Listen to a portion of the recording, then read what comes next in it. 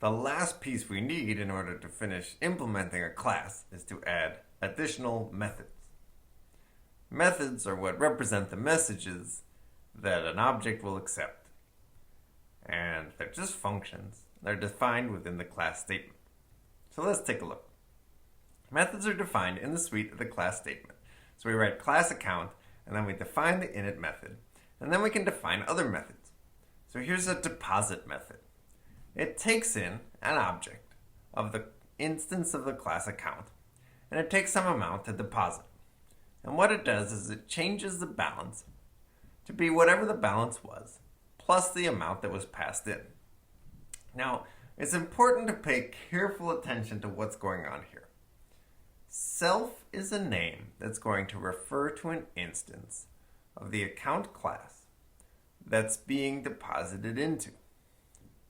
When we change an attribute using this assignment statement, what we're doing is we're changing the balance of that particular account, that particular instance, to whatever its balance was plus the amount that's being deposited.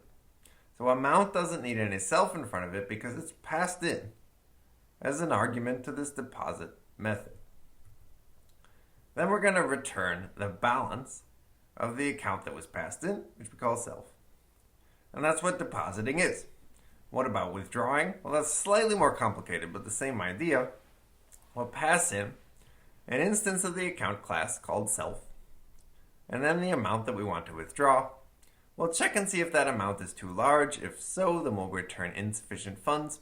Otherwise, we'll set the balance to be whatever the balance was minus the amount. And then we'll return the balance. And then we're done. So now we've implemented the account class in such a way that it starts out with a balance and an account holder. All that's set up with the constructor. And then we can deposit amounts into it and we can withdraw amounts. So these def statements create function objects as always. There's no new rule for executing a def statement. But their names aren't bound in a particular frame. Instead, they're bound as attributes of the class. So the account class now has 3 attributes: init, deposit, and withdraw. Okay, so now that we've defined our methods, what can we do with them? Well, we can invoke them. So all invoked methods have access to the object that's the methods being invoked on via this self parameter. So self is a name we give to the object that we can manipulate, look up its balance, whatever. And so all these different methods have access and can manipulate the object state. So there's only one balance for every account, but we can deposit and withdraw from it with 2 different methods. Okay, so here's our account class. I've abbreviated some of it because it's not important for this example. What is important is that we define deposit with 2 arguments, self and then the amount that we want to pass in. And then we use dot notation in order to invoke this method. And dot notation is special because it automatically supplies the first argument to the method.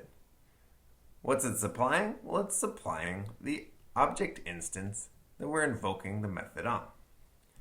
Okay, so let's look at this. After we've defined the account, we can create an account by calling account, passing in the holder. Now Tom account has a balance of 0 and the holder is named Tom. And then we deposit $100 into Tom account. Notice that I define deposit with 2 formal parameters, but I call it with only 1 argument. So where's the second argument? Well, it's actually that the first argument is Tom's account, and the second argument is 100. So when we call this function, we're calling it on Tom account, which we call self, and 100, which we call amount. And then we just execute the body of the function as if it were any other function. Okay, so let's look a little bit deeper into these dot expressions. Objects receive their messages, in this metaphor of object-oriented programming, using dot notation. So dot notation accesses attributes of the instance or attributes of its class. So balance is an instance attribute. Every instance has a different balance. Withdraw, the method, is a class attribute. All instances share the same withdraw method. Okay, a dot notation looks like this. You give it any expression you want on the left, but you just have to give it a simple name on the right, separated with a dot. The expression can be any valid Python expression. It evaluates to some object, and then we look up the named attributes. So it has to be a simple name. So what happens with this dot expression? Well, it evaluates to the value of the attribute looked up by name in the object. That's the value of the expression. What's looked up by name mean? Well, we're going to have to go through all the details, and we'll do most of them next lecture. But the basic story is, you look in the instance and see, is this name bound there? If not, then you look in the class. Okay, so let's think about TomAccount.deposit10. Here's an expression we've seen before. What's really going on is that this is a call expression with a compound operator. The compound operator is a dot expression. And what it does is it goes and finds the deposit method of TomAccount, which is actually part of the account class that TomAccount is an instance of. Okay, so this dot expression evaluates to a function, and then we call that function on 10. And that's how we deposit $10 in the TomAccount.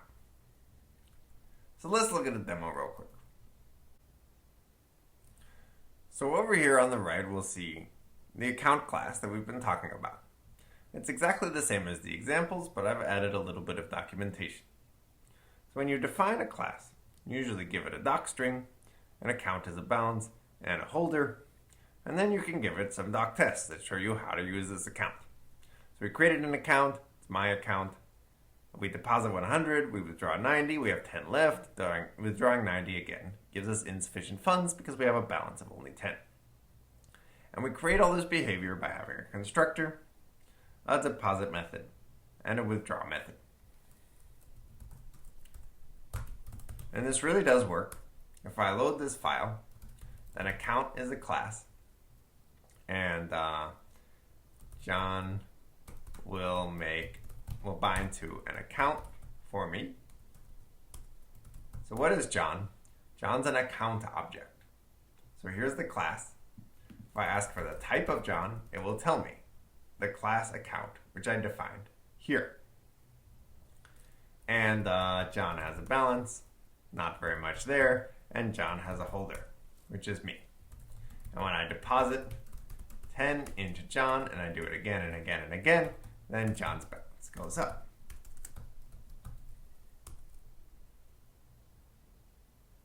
And then I can withdraw all of that out again. Okay, so it behaves like an account should. You can deposit and withdraw from it. It knows what to do when you overdraw. So we can think of it as an abstraction for a bank account. And we define its behavior with the following class statement.